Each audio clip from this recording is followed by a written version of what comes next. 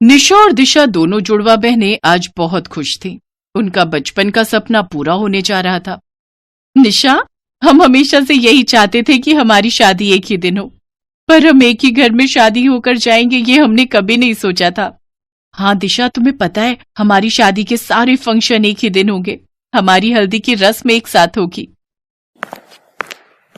निशा, दिशा, जल्दी से तैयार हो जाओ, तुम्हारी हल्दी की रस्म का समय हो रहा है। दादी माँ बाहर बुला रही हैं। सबसे पहले माँ दुर्गा की पूजा आरती करनी है, उसके बाद तुम्हारी हल्दी की रस्म शुरू होगी। ठीक है माँ, हम दोनों अभी तैयार हो जाते हैं। सब मेहमान आ गए क्या? हाँ बेटा, सब मेहमान आ गए, इसीलिए तुम्हारा इंतजार हो रहा है। पता नहीं अंजलि, सौम्या, राधिका कहाँ रह गईं? उन्होंने तो कहा था कि वो हमारी हल्दी की रस्म में आएंगी। निशा, तूने राधिका को क्यों बुला लिया? तुझे पता है ना कि वो तेरे से ठीक से बात नहीं करती है। मुझे उसका नेचर पसंद नहीं है। बाकी सबको बुला लेती, मैंने भी अपनी बहुत खास दोस्तों को ही बुलाया है, सबको नहीं बुलाया। राधिका का आना मुझे बिल्कुल अच्छा नहीं लग रहा। चलो कोई बात नहीं ना, बुला लिया तो इसमें कोई हर्ज भी नहीं है। शादी का फंक्शन है, सहेलियों को बुलाना सही रहता है। माँ, मैंने उसे बुलाया नहीं था। मैं जब सबको इनवाइट कर रही थी तभी राधिका ने कहा कि मैं भी तुम्हारे हल्दी के फंक्शन में आना चाहती हूँ, मुझे नहीं बुलाओगी क्या? तो मैंने कहा जब खुद मुंह से कह रही है कि, तो मैंने बोल दिया कि आ जाना, पर मुझे नहीं लगता वो आएगी। वो बहुत घमंडी है, अमीर खानदान की लड़की है ना, उसमें बहुत घमंड है अपनी अमीरी का।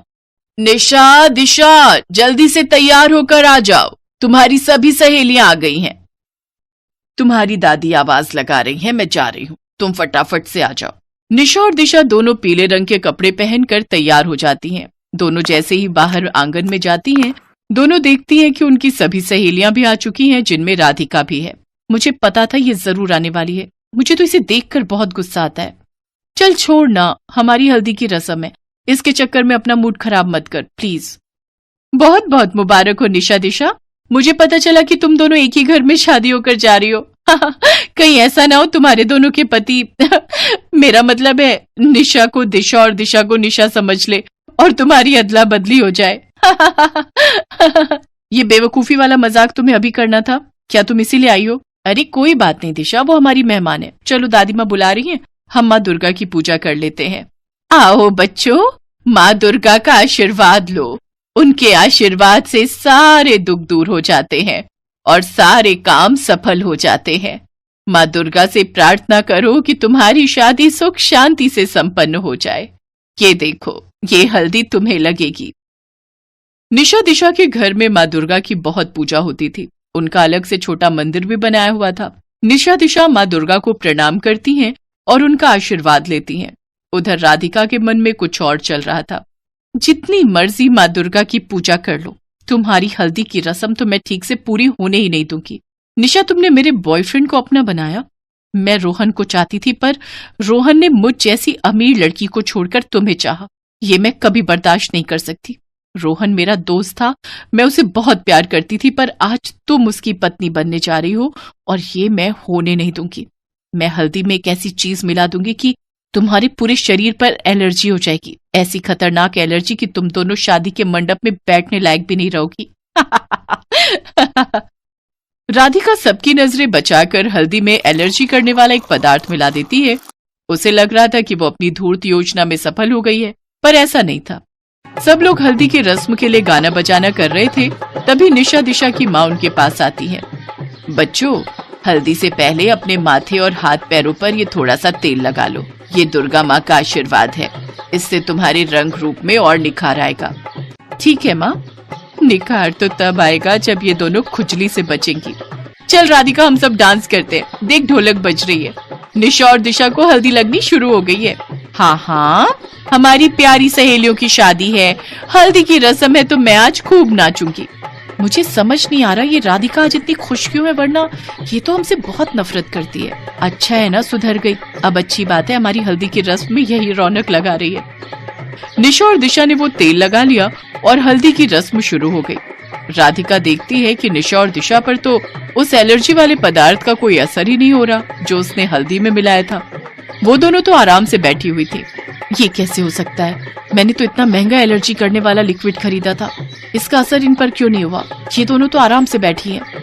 अम्मा जी, मैंने मंदिर में एक बर्तन में तेल रखा था जो निशा दिशा को अभी हल्दी के साथ लगाना है, पर वो मंदिर में रखा ही नहीं है। पता नहीं कहाँ गया वो बर्तन। आपने कहीं देखा तो नहीं? नहीं बहू, मैंने तो नहीं देखा। माँ, वो तेल आप ही तो हमें देकर गए थे, हमने वो तेल लगा लिया। आपने ही तो कहा था कि वो तेल दुर्गा माँ का आशीर्वाद है। मैं कौन सा तेल लेकर आई थी बेटा, मैं तो बहुत देर से वो बर्तन ढूंढ रही थी। माँ, अभी थोड़ी देर पहले जब हल्दी की रस्म शुरू होनी थी तभी तो आप देकर गई थी। ये रहा वो बर्तन। ये कैसे हो सकता है? ये बर्तन मंदिर से मैं नहीं लाई तो फिर मेरे रूप में? इसका मतलब आज हल्दी की रस्म में माँ दुर्गा तुम दोनों को आशीर्वाद देकर गई हैं। बच्चों, ये तुम दोनों के लिए बहुत सौभाग्य की बात है। आज माँ दुर्गा खुद तुम्हें अपना आशीर्वाद देने आई थी। जीती रहो मेरी बच्चियों। माँ दुर्गा तुम दोनों को अपने हाथों से तेल देकर गई है। तुम दोनों बहुत भाग्यशाली हो। अब उनका आशीर्वाद तुम दोनों को प्राप्त हो गया है। देखना, अब ये शादी भी बिना किसी रुकावट के संपन्न होगी उनके आशीर्वाद के साथ। राधिका घबरा जाती है और मन ही मन माँ दुर्गा से क्षमा मांगती है। माँ दुर्गा, मुझे माफ कर दो, मुझसे बहुत बड़ी भूल हो गई है। मैं अब कभी भी किसी से नफरत नहीं करूंगी। मुझे पता है मैंने नफरत में आकर आज निशा और दिशा को नुकसान पहुंचाना चाहा, पर आपने अपनी शक्ति से उस लिक्विड के असर को खत्म कर दिया जिससे निशा दिशा के शरीर पर एलर्जी हो सकती थी। मुझे माफ कर दो माँ, अब मैं ऐसा कभी नहीं करूंगी। राधिका की आंखों में पश्चाताप के आंसू थे। भगवान उन्हें स्वयं ही क्षमा कर देते हैं जिन्हें अपनी भूल का एहसास होता है। राधिका सबके साथ हंसी खुशी हल्दी की रस्म पूरी करती है। राधिका के बदलते व्यवहार को देखकर निशा दिशा भी बहुत खुश थी और फिर माँ दुर्गा के आशीर्वाद से खूब धूमधाम से निशा दिशा दोनों जुड़वा बहनों की शादी संपन्न होती है।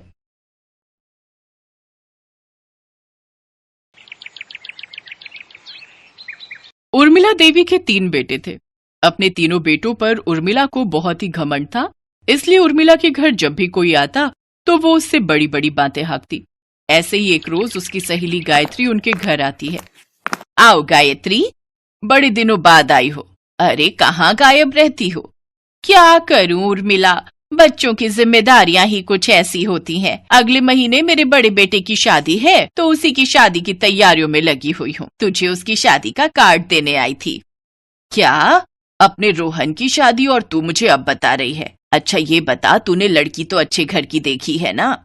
तू तो जानती ही है ना उर्मिला, आजकल के बच्चे अपने माँ बाप को कहाँ मेहनत करने देते हैं।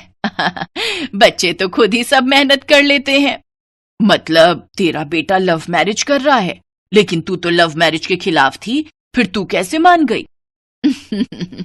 तू तो जानती ही है रोहन मेरा इकलौता बेटा है और उसकी खुशी के लिए मुझे उसके आगे झुकना ही पड़ा। हाँ खैर ये तो है, भगवान का लाख लाख शुक्र है कि मेरे तीनों बेटे मेरे कब्जे में हैं। मेरे बेटे तो वही करते हैं जो मैं कहती हूँ और उनकी शादी भी मेरी मर्जी से ही होगी। और पता है मैंने तो सोच भी रखा है, मेरा सबसे बड़ा बेटा सरकारी नौकरी करता है, इसलिए दहेज में पूरे 40 लाख लूंगी। उससे छोटा बेटा खुद का बिजनेस कर रहा है लेकिन अभी इतना सक्सेसफुल नहीं है, इसलिए उसकी शादी में 30 लाख। और सबसे छोटा बेटा प्राइवेट नौकरी में है, इसलिए उसकी शादी में 20 लाख लूंगी। हाँ। गायत्री उर्मिला का घमंड और उसकी बातों से दुखी हो जाती है और शादी का कार्ड देकर वहां से चली जाती है। इधर उर्मिला भी बड़े ही गुरूर के साथ अपने कमरे में सोने चली जाती है, लेकिन उधर उसके तीनों बेटों के दिमाग में तो कुछ और ही चल रहा था। सुनील, अब हमें ही कुछ करना होगा। माँ ने तो बस कसम खा रखी है कि वो हमारी अरेंज मैरिज करवा कर ही रहेगी। हाँ मुझे भी, हाँ मुझे भी। वो तीनों अपनी माँ से इस बारे में बात करते हैं, लेकिन उर्मिला इसके लिए तैयार नहीं होती क्योंकि वो तीनों लड़कियां ही गरीब घर से थी। फिर एक रोज अपनी माँ के लाख मना करने के बावजूद भी वो तीनों लड़के अपनी पसंद की लड़कियों से कोर्ट मैरिज कर घर ले आते हैं। अपनी तीनों गरीब बहुओं को देख उर्मिला को अपने तीनों बेटों पर बहुत गुस्सा आता है और इस बात की खुंदक वो अपनी तीनों गरीब बहुओं पर निकालती है।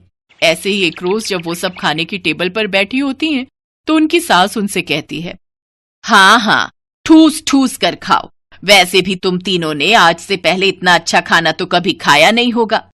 माफ कीजिएगा माँ जी, छोटी मुंह बड़ी बात, लेकिन अगर हमने ये खाना बनाया है तो इसका मतलब तो यही हुआ ना कि हमने ये खाना पहले खाया भी है, तभी से बना पाए हैं। इसीलिए तो मैं गरीब लड़कियों को बहू बनाने के सख्त खिलाफ थी, क्योंकि गरीब घर की लड़कियां अपनी औकात से बढ़कर बोलती हैं। मुझे नहीं खाना तुम्हारा ये खाना। उर्मिला गुस्से में अपने कमरे में चली जाती है। अरे माँ जी ने तो खाना खाया ही नहीं, मैं अभी उनके कमरे में देकर आती हूँ। नैना खाना लेकर उर्मिला के कमरे में जाती है, लेकिन वो खाना खाने से मना कर देती है। फिर रेशमा उससे अपने शब्दों के लिए माफी मांगती है और खाने की प्लेट उर्मिला के हाथों में दे देती है। उर्मिला गुस्से में वो प्लेट जमीन पर गिरा देती है। अपनी सास का ये बर्ताव देख तीनों बहुओं की आंखों में आंसू आ जाते हैं। ओ गरीब बहुओं, मैं कीर्तन में जा रही हूँ। जब तक मैं लौटूं तब तक खाना बना देना और सारे कमरों की बेडशीट, पर्दे, सोफा और टेबल कवर सब धो देना। उर्मिला कीर्तन में चली जाती है, जहां उसे आसपास की औरतें ताना देते हुए कहती हैं। उर्मिला बहन, तुम बिल्कुल सही कहती थी। तुम्हारे तीनों बेटे बड़े ही संस्कारी हैं। देखो तो वो तीनों गरीब घर की लड़कियां उठा लाए, जिनसे तुम्हें 40 और 30 लाख तो दूर बल्कि 30,000 भी नहीं मिले। तुम तो ऐसे ही रह गई हाथ मलते। सरला, तू अपना मुंह बंद रख। मेरे बेटे आज भी मेरी बात मानते हैं, और रही शादी की बात तो वो तो लड़के हैं। अपनी पसंद की कर भी ली तो क्या हुआ? कम से कम तेरी बेटी की तरह घर छोड़कर तो नहीं भाग गए किसी के साथ। रस्सी चल गई पर बल नहीं गया। अपना मजाक बनता देख गुस्से से तिलमिलाती हुई उर्मिला घर पहुंची और अपनी तीनों बहुओं पर भड़कने लगी। बड़ी मंझली और छोटी बहू कहाँ मर गई तीनों की तीनों? क्या हुआ माँ जी, कोई गलती हो गई हमसे? गलती तो हुई है तुम तीनों से, जो मेरे बेटों को अपने जाल में फंसाकर इस घर की बहू बन गई। ऊपर से दहेज के नाम पर फूटी कौड़ी तक नहीं लाई। तुम लोगों की वजह से मुझे लोगों के ताने सुनने पड़ रहे हैं। अगर तुम तीनों चाहती हो कि मैं तुम तीनों को अपना लूं तो दहेज लाना पड़ेगा, वो भी पूरे 20-20 लाख। माँ जी, ये रकम बहुत बड़ी है। मेरे माता पिता इतनी बड़ी रकम नहीं दे पाएंगे। नहीं दे सकते तो निकल जाओ मेरे घर से। तभी दरवाजे पर खड़े उसके तीनों बेटे ये बात सुन लेते हैं। मां, शक तो हमें आप पर पहले से ही हो गया था कि घर में आप सबके बीच कुछ ठीक नहीं चल रहा, लेकिन आज देख भी लिया। आप हमारी पत्नियों को बस इसलिए निकालना चाहती हो क्योंकि वो गरीब है और दहेज नहीं लाई, और इस वजह से आपको दूसरे लोगों से ताने सुनने पड़ते हैं। मां, अगर आपको हमारी गरीब पत्नियों से इतनी ही परेशानी है तो ठीक है, हम आज ही ये घर छोड़कर चले जाएंगे। हाँ, अगर आप चाहती हैं कि आपके बेटे आपके पास रहें तो आपको अपनी बहुओं को भी अपनाना होगा। वो सब बात कर ही रहे थे कि गायत्री वहां आ जाती है। क्या हुआ उर्मिला? अगर तेरी बहुएं दहेज लेकर नहीं आई, वैसे भी दूसरों से मिले पैसों और दहेज से कुछ नहीं होता। हमारी किस्मत में जो लिखा होता है वही होता है। अगर हमारे घर में लक्ष्मी आनी होगी तो आ ही जाएगी। और तू तो ऊपर वाले का शुक्र मना कि उसने तुझे इतने 3 काबिल बेटे दिए हैं। अरे कागजी धन दौलत के आगे अपने जीवन भर की जमा पूंजी अपने बच्चों को मत खो। असल धन दौलत तो तेरी वही है। गायत्री और अपने बेटों की बात सुनकर उर्मिला को अपनी गलती का एहसास हो जाता है और वो अपनी तीनों बहुओं को खुशी खुशी अपना लेती है।